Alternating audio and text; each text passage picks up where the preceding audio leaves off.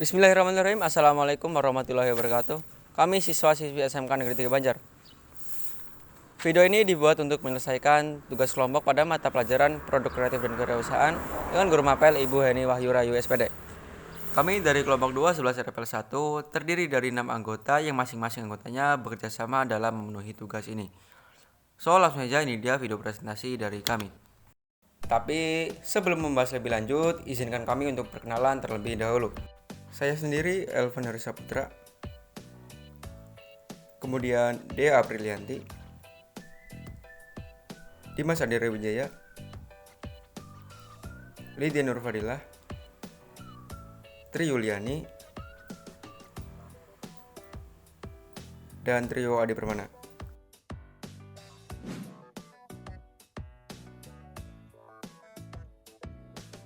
Dengan memanfaatkan kecanggihan teknologi mobile, Gojek berhasil merevolusi industri transportasi ojek.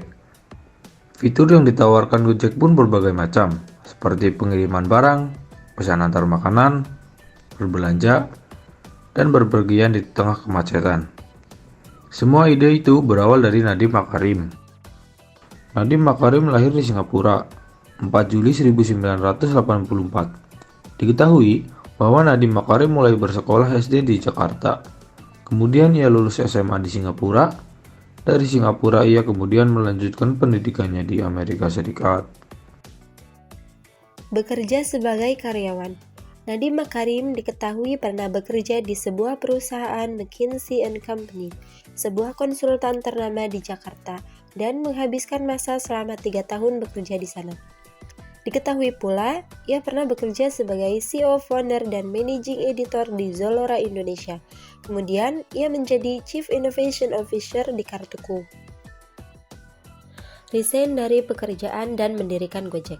Berbekal banyak pengalaman selama bekerja, Nadiem Makarim kemudian memberanikan diri untuk berhenti dari pekerjaannya dan mendirikan perusahaan Gojek pada tahun 2011. Saya tidak betah bekerja di perusahaan orang lain, saya ingin mengontrol takdir saya sendiri, ucap Nadiem Makarim. Alasan sederhana itulah yang membuat Nadiem Makarim mencoba merintis perusahaannya sendiri yang kemudian dikenal dengan nama Gojek. Ia berbekal pengalaman kerja serta memiliki jiwa entrepreneurship. Ide bisnis Gojek. Ide bisnis transportasi Gojek sendiri berasal dari pemikiran Nadiem ketika ia berdiskusi dengan tukang ojek langganannya. Nadiem Makarim jarang menggunakan mobil karena mobilitasnya yang tinggi, ia lebih sering menggunakan jasa ojek. Dari perbincangannya dengan para tukang ojek, ia menemukan kenyataan bahwa hampir sebagian besar tukang ojek menghabiskan waktunya hanya menunggu pelanggan saja dan susah untuk mencari pelanggan. Di sisi lain, kemacetan Jakarta makin memburuk, maka dibutuhkan sebuah layanan transportasi yang cepat serta pengiriman yang cepat untuk membantu warga Jakarta. Pada tahun 2011, Gojek sebagai perusahaan resmi didirikan oleh Nadiem Makarim yang kemudian menjabat sebagai CEO Gojek. Awal berdiri Gojek, Nadiem mempunyai 20 driver Gojek. Sistem yang ditawarkan yakni via telepon call center, di mana pelanggan menghubungi langsung call center untuk mendapatkan driver terdekat. Pada waktu itu, jumlah karyawan Gojek masih sangat terbatas dan drivernya pun juga masih sangat terbatas. Namun, keyakinan dari Nadiem Makarim akan perusahaannya membuat Gojek bisa bertahan hingga melaju pesat beberapa tahun berikutnya. Berkembangnya Gojek. Nama Gojek semakin terkenal pada tahun 2015 ketika merilis aplikasi mobilenya, sehingga semakin banyak menarik minat pelanggan baru yang menggunakan jasanya. Nadiem Makarim sendiri benar-benar memanfaatkan perkembangan teknologi untuk kemudahan pelanggan menggunakan jasa Gojeknya. Awalnya Nadiem Makarim pada awal mendirikan perusahaan Gojek, ia hanya membawai 20 orang tukang ojek. Namun sekarang ia sudah memiliki lebih dari 300.000 orang tukang ojek yang tersebar di berbagai wilayah di Indonesia di bawah naungan perusahaannya. Teknologi transportasi nomor 1 di Indonesia. Segala inovasi ia lakukan sehingga bisnisnya kemudian banyak diliput oleh media sebagai perusahaan yang merevolusi transportasi ojek. Berkat kerja keras Nadiem Makarim, kini Gojek merupakan salah satu perusahaan teknologi jasa transportasi nomor 1 di Indonesia.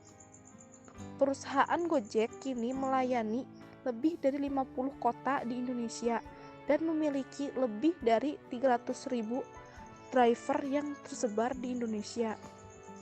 Nilai kapitalisasi perusahaan Gojek kini mencapai lebih dari 53 triliun rupiah.